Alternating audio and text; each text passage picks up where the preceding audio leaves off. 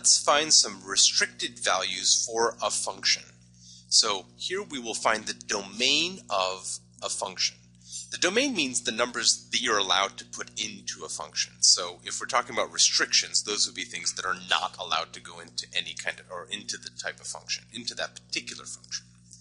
So here we're going to look at the specific function f of x equals x squared minus 7x plus 12 over x squared minus 36.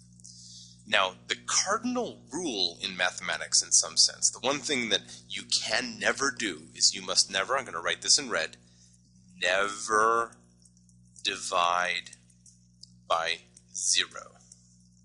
This is different than not taking the square root of a negative number. It turns out there's some very, very fruitful fields of mathematics, complex analysis in particular, that allow you to take square roots of negative numbers, you define it to be an imaginary unit, but nowhere are you allowed to divide by 0.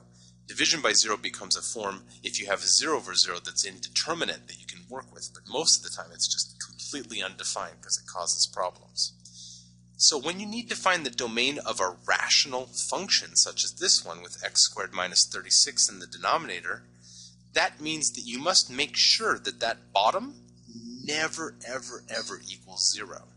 So to figure out the domain, we're going to come out here and take that bottom part, just the bottom part, because that's the only part we care about, and we're going to find out when does that equal 0. We're going to ask it like a question. So, x squared minus 36 is a difference of squares. Therefore, we can factor it into x plus 6, x minus 6 equals to 0. And what values would make this equal to 0? Well, if you think about it for a second, the value of negative 6 would make this first part equal to 0, and the value of 6 would make the second part equal to 0. So, that means those 2 points would cause x squared minus 36 to be 0, which would cause the function to have a division by 0, and that's not allowed.